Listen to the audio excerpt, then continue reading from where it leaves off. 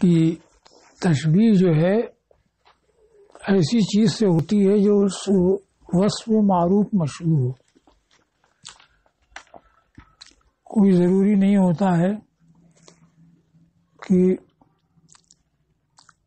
کسی اعلیٰ چیز کی تشبیہ ہو تو اس سے اعلیٰ ہی کے ذریعے ہو، بلکہ اس سے کم ہو لیکن اس وقت میں معروف مشہور ہو تو اس سے تشبیہ ہوتی ہے.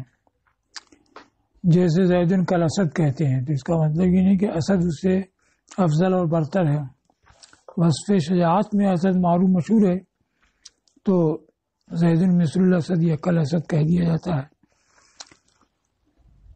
تو اسی طریقے سے یہ نور حق یہ تو بہت بلند و برتر ہے، اور یہ مشکات قندیل وغیرہ یہ اس کے مقابلے میں کمتر ہے. لیکن چونکہ روشنی کے معاملے میں یہی سب چیزیں ہیں جن کا انسان مشاہدہ کرتا ہے اور اس کو جانتا پہچانتا ہے، تو ان چیزوں سے تشبیہ دی گئی نور حق کی. کو کہا کہ ضرب المثل یکون بدنی ان محسوس معہود، مثل بیان کرنا یہ کمتر محسوس معہود چیز سے ہوتا ہے، نہ ایسی بلند چیز سے جو نہ دیکھنے میں آئے نہ مشاہدے میں آئے. اب اس پر ایک قصہ ہے ابو تمام کا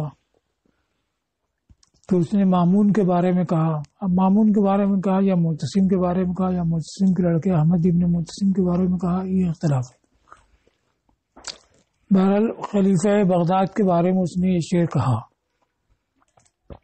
اقدام عامرین فی سماحت حاتم فی علم حنف فی ذکاء یاسی، یعنی لہو اقدام عامرین اور فی سماحت یعنی مع سماحت حاتم، فی علم حنف یعنی مع علم حنف، کہ اس میں عامر جیسی پیش قدمی ہے حاتم کی سخاوت کے ساتھ، حنف کی بردباری کے ساتھ، اور یاس ابن معاویہ کی ذہانت کے ساتھ. تو اب یہ لوگ اس پر ایک وہاں یہ فلسفی تھا یعقوب کندی، اس نے اعتراض کیا. اس نے کہا کہ الامیر فوق من مثلت به میں امیر لوگوں سے بڑھتا ہے جن سے تم نے مثل پیش کی ہے. ماضی طویل ان شبہت باجلاف العرب، تم نے بس اتنا کیا عرب کے کمینے لوگوں سے اس کو تشبیہ دی ہے. تو اس کے جواب میں یہ دو شعر متنبی نے کہے. تو اب چونکہ عامر ابن معدی کرب یہ پیش قدمی میں بہادری میں معروف مشہور تھے تو ان کا ذکر کیا کہ امیر میں امر جیسی پیش قدمی ہے. حاتم یہ سخاوت میں معروف مشہور تھا تو اس کو کہا کہ فی سماحت حاتم، حاتم جیسی سخاوت ہے. اور احنف ابن قیس یہ بردباری میں بہت معروف مشہور تھے. کہتے ہیں کہ احنف کو غصہ آتا تو 30,000 تلواریں ان کی حمایت میں کھینچ جاتی، کوئی پوچھتا نہیں کہ کیا بات ہے، سمجھتے تھے کہ ان کو غصہ آئے تو ضرور کوئی بات ہوگی.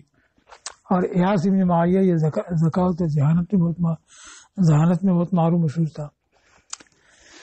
تو اس سے یہ اعتراض کیا گیا کہ خلیفہ ان لوگوں سے بڑھ کر کہے جن سے تم نے مثل بیان کی ہے. فقال مرتجلن، تو اس نے فی البدی یہ کہا. فی البدی کیسے؟ یہ معلوم ہوا کہ جب اس سے پرچہ لیا گیا مدح والا تو اس میں یہ دونوں شعر نہیں تھے، تو معلوم ہوا کہ اس نے فی البدی یہ دونوں شعر کہے. لا تنکروا ضربی لہو مندونہ مثلا شرودن فی الندى والباسی. شردہ یا شردو اصل میں تو بدک کر اونٹ کا بدک کر کے بھاگنا، اسی سے شارد ہے اس جانور کو کہتے ہیں جو بدک کے بھاگنے والا ہوتا ہے، اور شرود فاعول کے وزن پر مبالغہ کا صیغہ ہے. اور ندی ندن اصل معنی تر ہونا، پھر اس کے بعد فیادی اور سخاوت کے معنی میں بولا جاتا ہے. باس دلیلی اور شجاعت کے معنی میں، کہ انکار نہ کرو میرے اس کے لیے بیان کرنے پر ایسے کو جو اس سے کمتر ہے، ایسی مثل جو چلی ہوئی ہے بھاگی ہوئی ہے یعنی مشہور ہے، تو اس کے لیے سخاوت میں اور شجاعت میں مشہور مثل اس سے کمتر سے بیان کرنے پر انکار نہ کرو. کہ اللہ نے اپنے نور کے لیے کمتر کی مثل بیان کی ہے، وہ مشکات اور نبراس ہے، یعنی چراغ دان اور چراغ سے مثل بیان کی ہے. ظاہر ہے کہ نور الہی سب سے برتر ہے.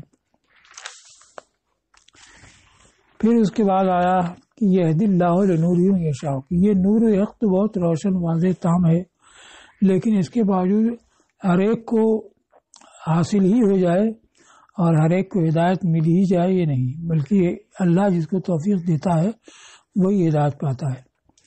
تو اللہ اپنے نور کی یعنی اس روشن نور کی ہدایت دیتا ہے جسے چاہتا ہے اپنے بندوں میں سے، یعنی حق کے پانے کی توفیق دیتا ہے اپنے بندوں میں سے، اس کو چاہتا ہے اللہ کی جانب سے الہام کے ذریعے یا دلیل میں نظر کے ذریعے، یا تو حق اس کے دل میں یوں ہی آ جاتا ہے یا دلیل میں نظر و فکر کے بعد آتا ہے۔ بہرحال جس کے لیے اللہ کی توفیق ہوتی ہے وہی نور حق کو پاتا ہے، اور اللہ لوگوں کے لیے مسئلہ بیان کرتا ہے، اور اللہ ہر چیز کو جاننے والا ہے، تو مسئلہ بیان کرتا ہے ان کے فہموں سے قریب کرنے کے لیے تاکہ وہ عبرت حاصل کریں پھر ایمان لائیں۔ بے شک اللہ ہر چیز کو جاننے والا ہے، اور اللہ ہر چیز کو جاننے والا ہے یعنی ہر چیز کو بیان فرماتا ہے اس سے جس کے ذریعے اس کو جانا جا سکے۔ تو ویسے ہی یہاں نور حق کی توضیح کے لیے مثل بیان کی ہے جس کو اس کو جانا جا سکے، سمجھا جا سکے۔ اب یہاں تفسیر میں حضرت ابن عباس رضی اللہ عنہما نے فرمایا کہ مثل نور ہی یعنی نور اللہ الذی اہدی بہ المؤمن، کہ اللہ کے اس نور کی صفت جس سے کہ مومن کو ہدایت دی، یعنی نور ہدایت۔ اور حضرت ابن مسعود نے پڑھا مثل نور ہی فی قلب المومن، مومن کے قلب میں اس کے نور کی مثل، تو وہی ہدایت ہے جو قلب مومن میں ہے، یہ اس چراغ دان کی طرح ہے۔ اور حضرت ابی بن کعب نے پڑھا مثل نور المومن،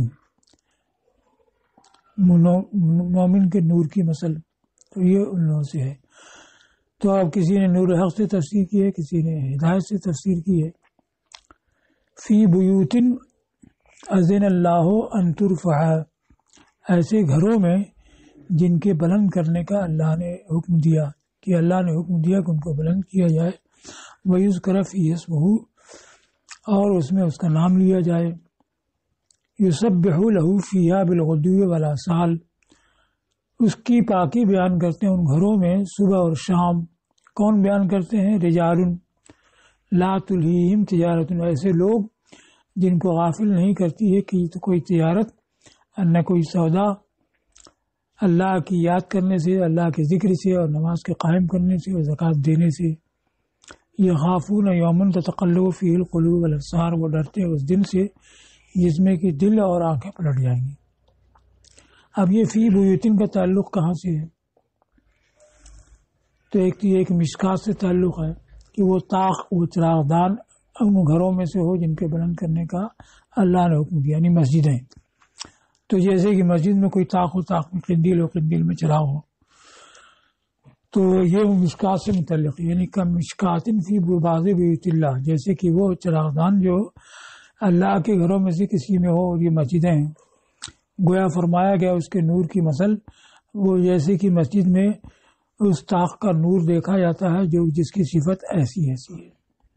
یا فی بیتن توقد سے متعلق ہے، یعنی اس قندیل کو جلایا جاتا ہے ایسے گھروں میں، دو ہو گیا۔ تیسرا یہ کہ یہ سبحو سے متعلق ہو کہ ان گھروں میں پاکی بیان کرتے ہیں ایسے لوگ جن کو کوئی تجارت غافل نہیں کرتی۔ تو فی بیوتن یسبح لہ یہ ہو گیا، پھر فیہا آیا تو اس میں تکرار ہوگی برائے تاکید، کیونکہ فی بیوتن تو پہلے ہو ہی گیا، فی بیوتن یسبح لہ، پھر اس کے بعد فیہا آیا۔ یا یہ کہ یسبح سے متعلق ہے، یعنی یسبح لہ رجال فی بیوتن، یعنی اس کی پاکی بیان کرتے ہیں کچھ لوگ ایسے گھروں میں۔ پھر اس کے بعد فیہا یہ تکرار ہے جس میں تاکید ہے، جیسے زید فی الدار جالس فیہا، تو فی الدار کے بعد پھر فیہا آیا تاکید کے لیے۔ تین ہو گیا۔ چوتھا یہ کہ ایک محذوف سے متعلق ہو، یعنی سبحوا فی بیوتن، پاکی بیان کرو ایسے گھروں میں جن کے بلند کرنے کا اللہ نے حکم دیا ہے۔ اب رفع کا کیا مطلب ہے؟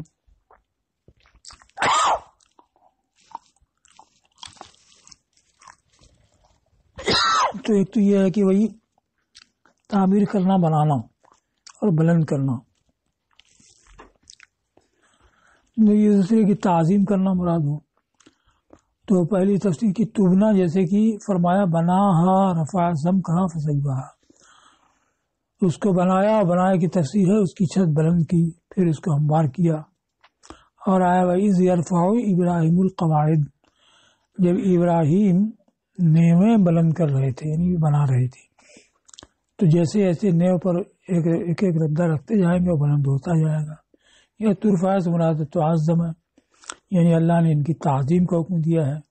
یہ رفعت سے حضرت حسن سے روایت ہے حسن بصری سے کہ اللہ نے یہ حکم نہیں دیا کہ تعمیر سے بلند کیا ہے، لیکن حکم یہ دیا کہ تعظیم سے ان کی بلند کیا جائے۔ بایوز کرف یہ اسم ہو، اس میں اس کا نام ذکر کیا جائے، یعنی اس میں کس کی کتاب پڑھی جائے، یا یہ ہے کہ ہر ذکر کو عام ہے۔ یسبح لہو، اس کے لیے اس میں تسبیح کرتے ہیں صبح کو اور شام کو، تسبیح سے مراد نمازیں۔ تو سبح وانا صلی بہت آیا ہے، یصلی لہو فیہا بالغدات، یعنی اس کے لیے اس میں نماز پڑھتے ہیں صبح کو فجر کی نماز، اور شام کے اوقات میں ظہر عصر اور عشاءین مغرب و عشاء کی نماز۔ اور غدو واحد آیا اس لیے کہ غدو کی جانب میں ایک ہی نماز ہے فجر، اور آصال شام کی جانب میں کئی نمازیں ہیں۔ لفظ آصال کو بتایا کہ یہ اصول کی جمع ہے، اور اصول اصیل کی جمع ہے، وہ عشی کو کہتے ہیں یعنی شام کو، جو زوال سے لے کر کے رات تک کا وقت ہوتا ہے۔ رجال یہ فاعل ہے یسبحو کا، باقی بیان کرتے ہیں ایسے لوگ۔ یہاں پر ابن عامر شامی کی قرأت ہے یسبحو، اس میں پاکی بیان کی جاتی ہے صبح و شام۔ پھر رجال، تو اب یہ رجال دوسرا یسبح مقدر ہوگا، اس کا فاعل بنے گا۔ تو یسبح ابن عامر شامی اور ابوبکر شعبہ کی قرأت، تو یہ فعل مجہول ہو جائے گا۔ اب اس کے لیے نائب فاعل چاہیے، تو نائب فاعل کون ہے؟ جار مجرور لہو یا فیہا یا بالغدو، اور یہ مسند ہوگا تینوں ضرور میں سے کسی ایک کی طرف، یعنی لہو یا فیہا یا بالغدو کی طرف، اور بہتر ہے کہ اول کی طرف ہو، کیونکہ فعل مجہول مرفوع کا طالب ہوتا ہے، تو اس کو مؤخر نہیں کیا جائے گا، جو سب سے پہلے ہو وہی نائب فاعل ہو جائے گا۔ اب اس کے بعد یسبحو کا فاعل تو بنے گا نہیں، رجال ہو تو فعل مجہول ہو گیا۔ اب فاعل کس کا ہوگا؟ تو رجال مرفوع ہوگا اس سے جس کے اوپر یسبحو مجہول دلالت کر رہا ہے، یعنی یسبحو لہو رجال، اس کی پاکی بیان کرتے ہیں کچھ لوگ جن کو غافل نہیں کرتی ہے کوئی تجارت اور نہ کوئی بائع۔ تو بائع جو ہے بائع بھی و بین، یہ بیچنا خریدنا دونوں کو کہتے ہیں۔ تجارت اس میں بھی بیچنا خریدنا دونوں داخل ہے، کہ آدمی یہ سوداگری کرتا ہے تو وہ بیچتا بھی ہے خریدتا بھی ہے۔ تو تجارت اور بائع اس میں تکرار ہوئی، یہ ایک ہی چیز کو دو طرح ذکر کیا گیا، ایک لفظ تجارت سے ایک لفظ بائع سے۔ اب تکرار کی دفع کرنے کے لیے کہا گیا کہ تجارت سے مراد وہ جو سفر میں ہو، اور بائع سے مراد وہ جو حضر میں ہو۔ تو سفر کی تجارت بھی ان کو غافل نہیں کرتی، اور حضر کی خرید و فروخت بھی ان کو غافل نہیں کرتی۔ دوسرے یہ کہا گیا کہ بائع کے مقابلے میں تجارت ہے، تو اب تجارت سے خریداری مراد ہو، کہ کوئی خریداری اور کوئی فروخت ان کو روکتی نہیں ہے۔ اور کہا گیا کہ تجارت بمعنی شراء ہے، جنس کو اس کی ایک نوع پر اطلاق کی قبیل سے، یہاں تک ہو گیا۔ تیسرے یہ ہے کہ تجارت سے عام مراد لیں، جو خریدنے والی ہو یا بیچنے والی ہو، تو خریدنا بیچنا کچھ بھی غافل نہیں کرتا۔ پھر بیچنے کو ذکر کیا گیا، اس کو عام کے بعد خاص کو ذکر کیا گیا، یا یہ کہ بائع کو عام کے بعد خاص کیا گیا، کیونکہ بیچنے میں زیادہ مشغولی ہوتی ہے۔ اب کوئی 100 کا سامان خرید کے لایا اور 200 کا خریدار مل رہا ہے اس کو، تو جانتا ہے کہ جیسے میں نے بیچا ویسے 100 کا نفع ہو جائے گا۔ اور 100 میں خرید رہا ہے تو بعد میں 150 کو بکے گا کہ 100 کو بکے گا کہ 85 کا جائے گا، یہ کوئی یقینی نہیں ہوتا۔ تو بائع میں نفع یقینی ہوتا ہے، اس لیے یہ بائع جو ہے زیادہ غافل کرنے والی ہوتی ہے، اس لیے خصوصیت کے ساتھ اس کو تجارت کے بعد ذکر کیا گیا۔ تجارت میں تو خرید و فروخت دونوں تھے، مگر بائع یعنی فروخت کو خاص طور سے ذکر کیا گیا، یا بائع کو خاص کیا گیا عام ہونے کے بعد، اس لیے کہ اول یعنی ادخلوا فی الالہائے، اس لیے کہ یہ خریداری سے زیادہ غافل کرنے والی ہے، کیونکہ نفع بخش بے میں یقینی ہوتا ہے اور خریداری میں ظنی ہوتا ہے۔ تو کوئی غافل نہیں کرتی کوئی تجارت نہ خرید و فروخت اللہ کے ذکر سے، ذکر سے مراد ہو زبان سے ہو یا دل سے ہو، تو دونوں ہی داخل ہیں، ذکر لسانی اور ذکر قلبی دونوں ہی سے غافل نہیں کرتی ہے، اور نماز کے قائم کرنے سے، زکوٰۃ دینے سے۔ اقام الصلاۃ کو بتایا، یعنی ان اقامت الصلاۃ، تو تا جو ہے اقامت میں یہ عوض ہے اس عین کا جو تعلیل کی وجہ سے ساقط ہو گیا ہے، اصل اس کی اقوام ہے افعال کے وزن پر، تو اقوام میں واو کی حرکت نقل کر کے قاف کی دیا، تو واو ساکن ماقبل مفتوح ہوا تو واو کو الف کر دیا، تو اب دو الف جمع ہو گئے، ایک الف تمیم سے پہلے موجود ہی ہے اور قاف کے بعد بھی الف آ گیا، تو اجتماع ساکن ہوا تو ایک الف کو گرا دیا تو اقام بچا۔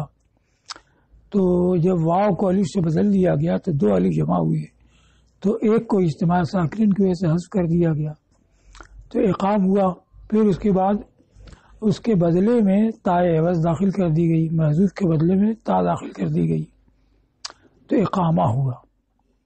اب جب لفظ اقامہ کی اضافت کی گئی تو مضاف الیہ اس کے قائم مقام ہو گیا تو تا کو حذف کر دیا گیا، پھر جب اضافت کی گئی تو اضافت یہ تا کے قائم مقام ہو گئی تو تا ساقط کر دی گئی۔ وہ ایتاء الزکاۃ یعنی ایتاء الزکاۃ، اور وہ روکتی نہیں ہے زکوٰۃ دینے سے بھی۔ اب دو مطلب اس کا ہے کہ ان کے پاس تجارت ہے ہی نہیں کہ غافل کرے، جیسے اولیاء عزلت جو محض گوشہ نشین ہو کر کے اللہ کی بات کرتے ہیں، یا یہ ہے کہ وہ خرید و فروخت کرتے ہیں، اس کے ساتھ اللہ کا ذکر بھی کرتے ہیں، اور جب نماز کا وقت آ جاتا ہے تو اس کی طرف اٹھ کھڑے ہوتے ہیں بغیر اس کے کہ گرابار ہوں، جیسے اولیاء عشرت۔ یخافون یومن، اس دن سے ڈرتے ہیں یعنی روز قیامت سے، اور یخافون ترکیب میں کیا ہوگا؟ یا تو حال ہوگا اس ضمیر سے یہ تلہیہم میں ہے کہ ان کو غافل نہیں کرتی ہے کوئی تجارت وغیرہ اس حالت میں کہ وہ ڈرتے ہیں، یا ایک رجال ان کی صفت ثانیہ ہو، ایک صفت ہوئی لا تلہیہم اور دوسری صفت یخافون، ایسے دن سے جس میں کہ دل پلٹ جائیں گے گلے تک پہنچنے کی وجہ سے، جیسا کہ قرآن میں وانذرہم یوم العاصفۃ اذ القلوب لدی الحناجر کاظمین، اور آنکھیں پلٹ جائیں گی بالشخوص، پھٹی رہنے کی وجہ سے اور نیلی ہونے کی وجہ سے، جیسا کہ آیا فإذا هي شاخصۃ أبصار الذین کفروا، اور نیلی ہونا اس کے بارے میں یوم ينفخ فی الصور ونحشر المجرمین یومئذ زرقا، تو ایسے دن سے وہ ڈرتے ہیں۔